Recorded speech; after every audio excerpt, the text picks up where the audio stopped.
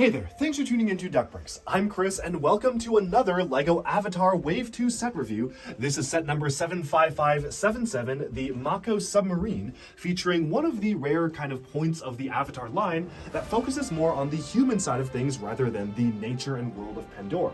Although there of course is a lot of nature to be found around the set as well. This is a submarine type build for LEGO Avatar, which is pretty interesting. And again, we will be focusing on just this individual set during the review. But if you want to check out my mega review of every single Avatar Wave 2 set together, as well as the Wave 1 sets, I've linked those mega reviews in the description below if that's easier for you to just go through everything. But if you only want to hear about this one set, then you're in the right place. And so without further ado, I think it's time we jump right into the review of set number 75577. Okay, so here we have set number 75577, simply titled Mako Submarine, retailing for $60 US. This comes with 4 minifigures, Neteam, Aonung, Spider, and RDA Quaritch, and it also comes with 3 different kind of platforms for the underwater dwellings, which is really cool. Now, we will be taking a look at the minifigures at the end as usual, so do stay tuned for that. Let's just set them aside now and just focus in on the actual set. And now let me just put all the minifigures aside. So, starting off, obviously, the main focus is on the Mako Submarine, and we'll just start off with that and then take a look at the foliage later on.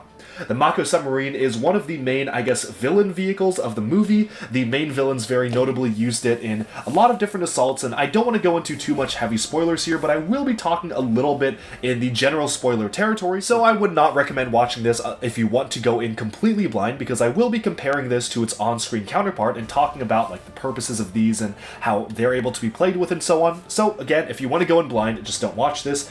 Again, just to go into the actual submarine itself, this is a pretty good looking and interesting submarine. One thing that I do kind of wish, and maybe this was not something that was actually able to be seen by the people designing the model before the movie actually came out, is having these fins actually be movable. Very notably, every time they deployed one of these submarines, these fins folded outwards like this. It would have been very easy for LEGO to just mount these on a hinge instead of just mounting them inwards, which is why I suspect that just wasn't available to them when they were designing the set, but it would have been cool to be able to fold it and kind of replicate the launching of these submarines in the set.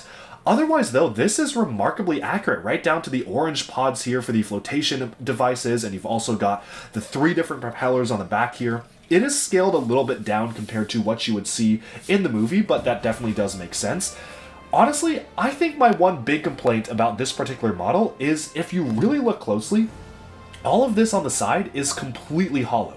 You see, in the movie, they actually had a completely enclosed kind of cockpit here, and LEGO probably could have done it if they were using some of their older pieces, like their Blacktron 2 cockpits or whatnot, but they basically had to work with pieces they had, and they weren't creating any new molds, so what they've done instead is taken these helicopter canopies and just kind of layered them on top of each other, and that, to me, I think is the biggest flaw of the set, is because for a submarine, your minifigures are not fully covered. And sure, there are a lot of LEGO submarines that make this mistake. There's a lot of LEGO spaceships that leave the minifigures exposed to the void of space, but I feel like it's especially noticeable here when literally all of this is a gap, none of this is actually covered up, which I definitely feel like maybe could have even been solved by just it lengthening this piece. Just having this go all the way across definitely feels like it could have been a major improvement.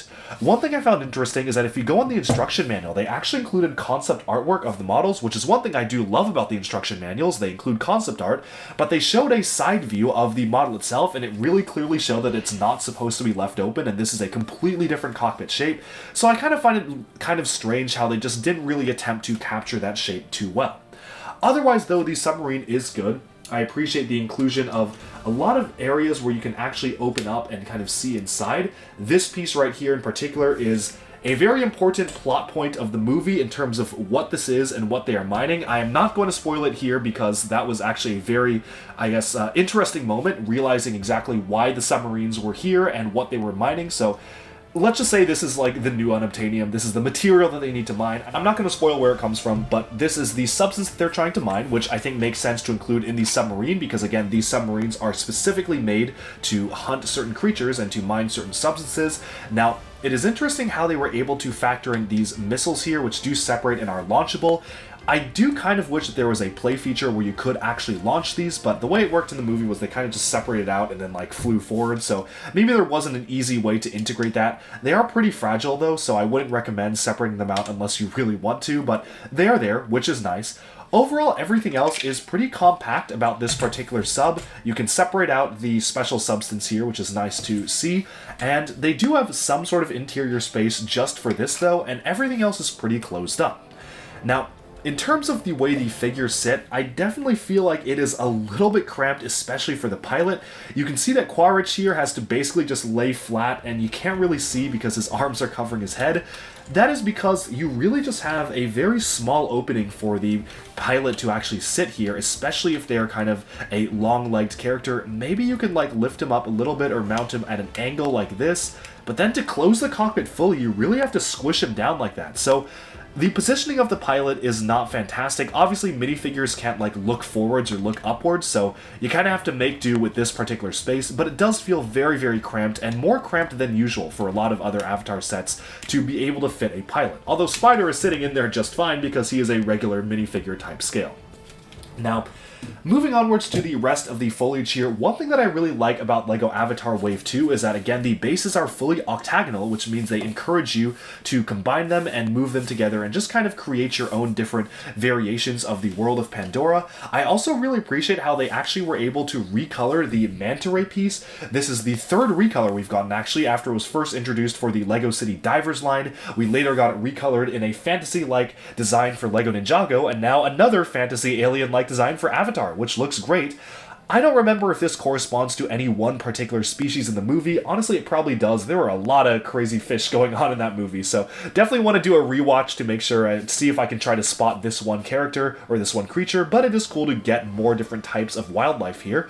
Now, one thing I appreciate is that they really paid a lot of attention to where you're going to mount figures here, so if you want to, you can say have a figure swimming here, you can have another figure swimming here, and so on, and you've got all sorts of different connection points to mount your minifigures to really kind of sell the fluidity of the water. This is a nice little cave which has some spots to kind of store away things. I don't really recall if like they hid in a cave in the movie. I don't really remember if that actually ever happened, but I guess you can use this and create your own play scenarios to maybe have minifigures be hiding in the cave from the submarine, for example. You can play around like that. And overall, I'm just really happy with the diversity of the flora and fauna here, especially for the underwater world. They recolored the bananas in teal, so you actually can have those as underwater pieces. You've got these cone pieces in the opalescent transparent dark blue. You've got these spear pieces in lime, carrots in this kind of turquoise or purple color, or the medium purple. So everything really does come together to make this feel like a very lifelike scene. And again, lots and lots of attention was paid to sticking minifigures on. So you can have a minifigure going out at that angle. Every single base has a spot to position a minifigure swimming, which is wonderful to see. But again, we are going to take a look at the minifigures at the end. I think we've about summed up the submarine itself. Just one note on value. $60 for this is okay. It definitely feels like it could have been $50 if they just like took this out, or maybe even took this out. Maybe it could have been 50, 55, so value isn't even that bad here. Typically, a lot of people were complaining about the value of the Avatar sets, but to be completely honest, I'm not really seeing where the complaints are coming from for a lot of these Wave 2 sets. They're actually priced really well. This wave is cheaper than the original wave. While for the original wave, I definitely did feel like some sets were overpriced, especially the main base set with the kind of helicopter. This is okay. This is alright, and I think this is a perfectly fine set to be priced at $60. Sure, in other terms, maybe a few years ago this would have been 55 or 50, but in today's modern LEGO usages, yeah, 60 makes a lot of sense to me, and it's not egregiously overpriced like 70 or something like that. So with that, I think we've summed up our look at this set, and now we'll take a look at the minifigures at the end of the video. Alright, so here we have the minifigure lineup for the Mako Submarine set. We have 4 figures included, specifically Neteyam, Aonung, Spider, and RDA Quaritch. Now in terms of the minifigure selection, I think that given what LEGO was creating for this set, they make the most sense. The set shows Spider and Quaritch piloting the sub, which, minor spoilers, they never actually do in the movie. They were just kind of around some of the submarines, but if you're gonna make one set devoted to the villain faction, you want to include the main villain Quaritch and the character most associated with him, which I won't spoil if you haven't seen the movie, but it makes sense to include these two characters together. In terms of the other ones, I guess the selection is okay in terms of the specific placements. I don't necessarily associate Aonung or Neteyam specifically with these submarines, but I guess if you're gonna include them in some set, you might as well include them here to provide some conflict. Now, one thing that is really cool about this set is that they introduced a new bow firing piece. I hope this makes its way to other themes like Ninjago or even Castle, and it's very, very satisfying to fire.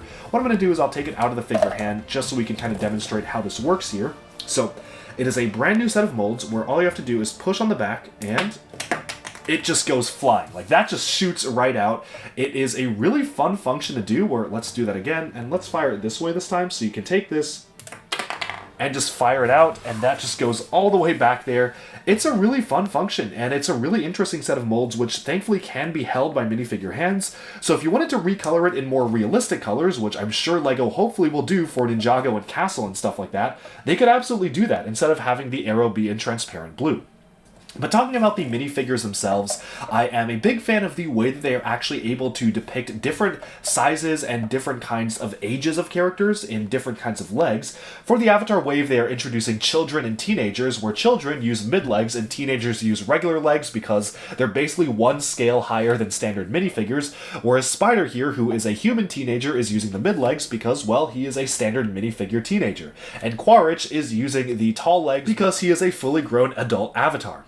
Now, taking a look first at Spider here, who is our only human character of the set, and actually one of the only human characters of the wave, this is a really fun one because he does have the kind of oxygen mask on as well, so he rarely was seen in the movie without the oxygen mask. Only a few scenes had him without it, so I do appreciate that they were able to include that in the printing itself. I think the facial expressions are pretty perfect for this character, and everything actually looks really authentic to the character itself in the movie. This is pretty much the perfect type of minifigure design for this character, and I'm interested to see where he goes in the future, but as of right now, I'm very happy with the overall look and feel of the Spider character himself. Quaritch here is, again, a returning villain from the first movie, except this time in Avatar format.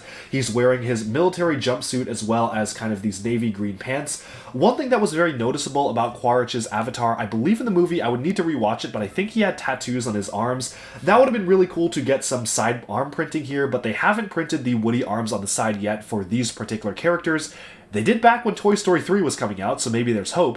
What is most exciting, though, is that they introduced a brand new hairpiece for Quaritch here, which is a really great hairpiece to use for particular characters. I know some movie 1 characters like Tsutse who could have used it, particularly for this kind of shorter braid style of hair, but I appreciate the way this looks, and overall this is a pretty good minifigure. It's a shame, though, that the tail did not have a strip of paint or color being painted on the front here. One thing that LEGO Monkey Kid, for example, does is that to not break up the color of the torso, where you can see it's kind of an olive green vest and pants, they would usually print an olive green stripe here. What Monkey Kid does is they print it white or they print it gold.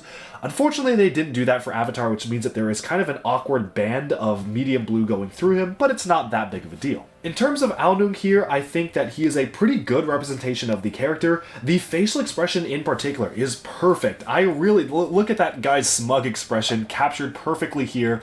You can really see his expression and mannerisms coming across in the facial expression, so the face print here is pretty perfect.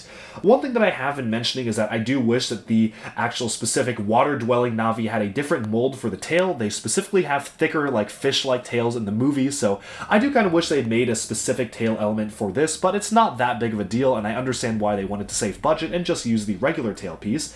All in all, this is probably one of the most accurate characters in the set, from the length of the legs to the skin coloration to the facial expression, which is perfect for the character. This is one of my favorite characters in terms of replicating the on-screen design for the movie. And finally, we have one of the other children, or kind of the teenager characters here, Neteyam. I think it's done okay in terms of the character design. I maybe would have made him look a little bit older or more mature in the way that the facial expression was done, because, minor spoilers, he is the older brother, so you definitely want to kind of have that come across. But I do appreciate the way that he looks in general. I think he's pretty accurate to the actual detail for the movie, and one thing I really like is that specifically throughout the movie they showcase that the Na'vi, when underwater, they have little parts of their skin that glow, and you can kind of see this reflected in the camera where there are little silver bits or metallic silver pieces just embedded in the torso itself to really only pick up on certain parts of the light. So When you're looking at it here, you can't really see any of them at all. Like right here, it looks like it's just a standard torso, but then you turn him a little bit, it reflects the light, and there you have it. It is now glowing, and that continues onto the face itself. So that is a really cool detail that I really appreciate they managed to work into pretty much all of the Na'vi characters throughout the movie. But with that, I think we've summed up our look at the minifigures of the Mako Submarine. Alright, and with that, we have summed up our review of set number 75577, the Mako Submarine. Let me know down in the comments below, do you like it, do you dislike it? If any of you own the set already, what have been your experiences with building and playing with the set itself? And what do you think of the LEGO Avatar Wave 2 sets in general? Thank you all so much for tuning into Duck Bricks, and definitely stay tuned if you want to see more LEGO reviews, news, discussion, analyses, and so much more coming your way very, very soon. Thanks so much, and bye for now.